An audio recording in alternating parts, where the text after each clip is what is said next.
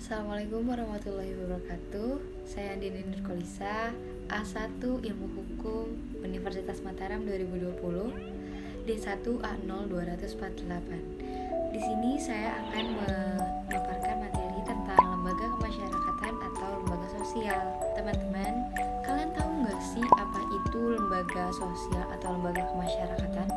Jadi, yang perlu kita ketahui pertama itu adalah lembaga sosial atau lembaga kemasyarakatan ini itu memiliki istilah yang biasa dikenal dengan social institution, di mana social institution itu adalah suatu himpunan dari norma-norma yang berkisar pada suatu kebutuhan pokok dalam kehidupan masyarakat, teman-teman. Nah, kalau misalkan kita mau lihat secara wujud konkret dari lembaga kemasyarakatan ini, itu disebutnya sebagai asosiasi atau association.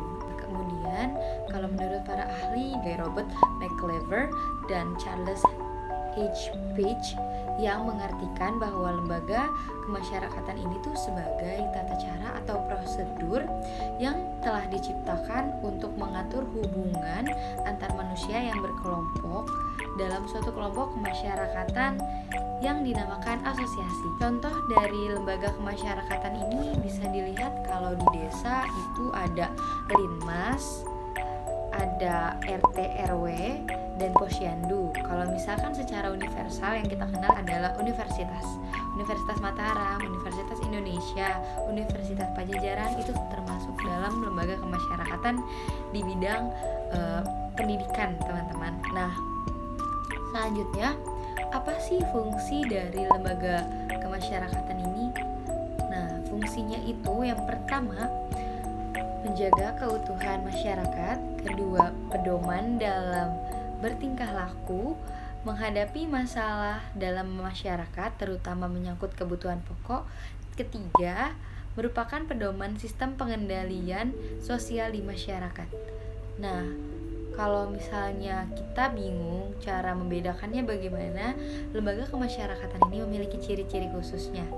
Nah, pertama itu menurut Gilin adalah suatu lembaga kemasyarakatan adalah suatu organisasi, pola-pola pemikiran dan pola-pola perilaku yang terwujud melalui aktivitas-aktivitas kemasyarakatan dan hasil-hasilnya. Kedua, suatu tingkat kekekalan tertentu merupakan ciri lembaga kemasyarakatan. Jadi itu ada tingkatan-tingkatannya ya teman-teman, jangan sampai lupa. Selanjutnya, bagaimana proses terbentuknya dari lembaga kemasyarakatan ini sendiri? Nah, pertama, proses dari pembentukan lembaga itu atau institutionalization, yaitu prosesnya yang melewati oleh suatu norma kemasyarakatan tertentu yang baru menjadi bagian dari satu lembaga kemasyarakatan. Nah, norma-norma masyarakat itu sendiri tuh ada tingkatan yang terikatnya lemah dan terikatnya kuat, teman-teman. Norma-norma di masyarakat itu ada 4, teman-teman ya. Norma-norma itu yang pertama ada menunjukkan suatu bentuk perbuatan, kemudian kedua itu merupakan kebiasaan, yang ketiga ada tata kelakuan, dan yang keempat adalah adat istiadat. Itu adalah norma-norma yang ada di masyarakat yang sehingga mewujudkan suatu lembaga kemasyarakatan ini gitu. Setelah itu, norma-norma ini prosesnya itu tidak hanya berhenti sampai yang tadi saya bilang lembaga kemasyarakatan, teman-teman. Jadi itu bisa mendarah daging dan bisa dilakukan secara terus-menerus karena ada unsur adat istiadat di dalamnya. Anggota masyarakat taat pada norma yang berlaku di masyarakat itu sendiri dan menciptakan suatu sistem pengendali sosial, preventif dan represif.